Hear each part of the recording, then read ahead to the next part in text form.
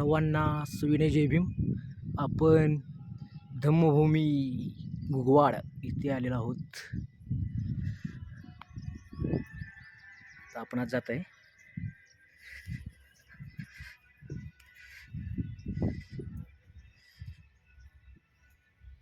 धम्मभूमीला आपण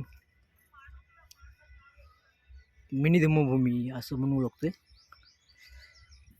म्हणजे मिनी नागपूर यासारखं.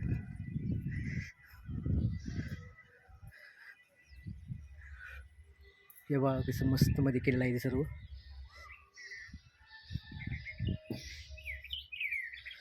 इकडे अशोकस्तंभ चारी साईडला अशोकस्तंभ आहेत असे. ओके, मस्त मध्ये बुद्धांची मोठी मूर्ती आहे.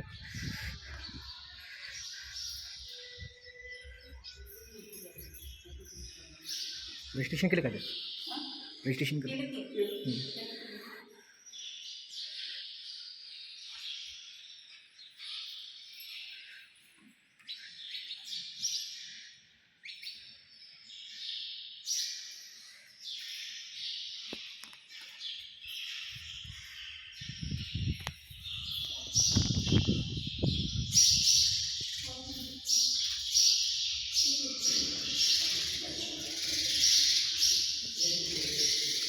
छान शांतता आणि चिमण्यांचा किलबिलाट.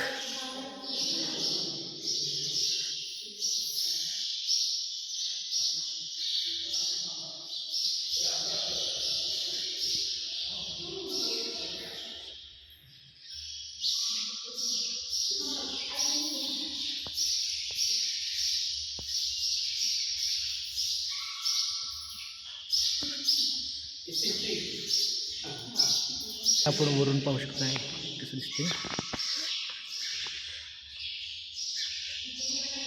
पूर्ण बुद्ध मूर्ती आहे इथे.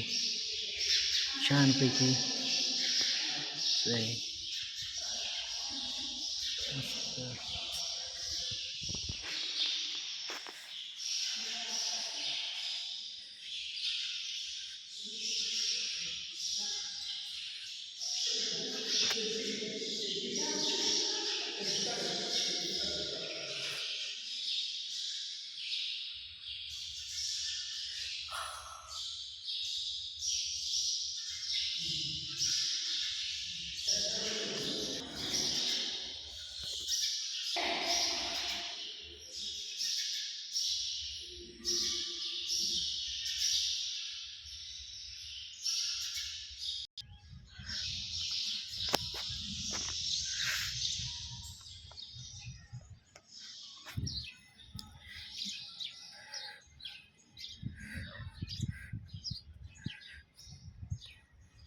तर आपण याच्या बाहेरून प्रदक्षिणा करताना हे अशोक स्तंभाशी चारी साईडला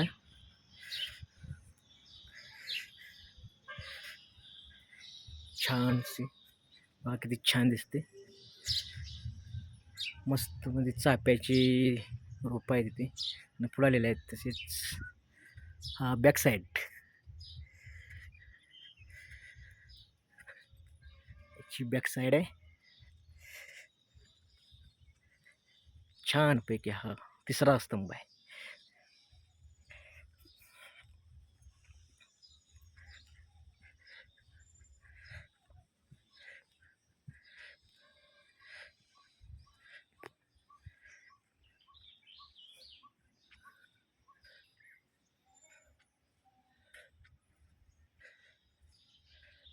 आणि या साईडला एक बुद्धांची मूर्ती. आपल्या गार्डनमध्ये बुद्धांची मूर्ती आहे. छान, अतिशय सुंदर, अतिशय सुंदर अशी मूर्ती इथे बघायला मिळते. छान वातावरण छान आहे. अगदी नीरव शांतता. तशीच थोडीशी लांब बुद्धांची खूप मोठी मूर्ती आहे तिथे.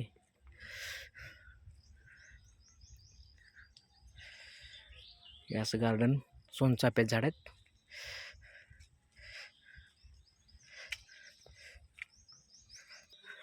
आणि हा चौथा स्तंभ अशोक स्तंभ, चौथा स्तंभ.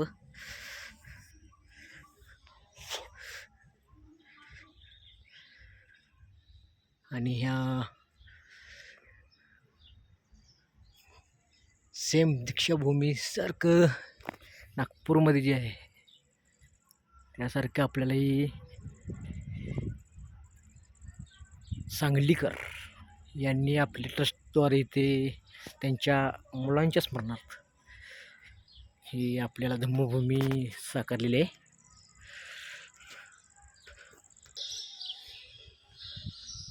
आणि आता आपण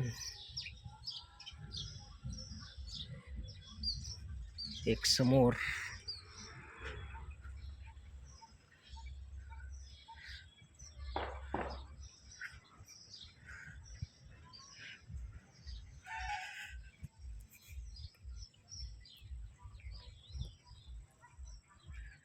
ती बुद्धमूर्ती आपण पाहतोय ती जवळपास 35 ते 40 फुटाची मूर्ती आहे. ती किती छान परिसर आहे. इकडे हॉल आहे, हा ते कार्यक्रम होतात.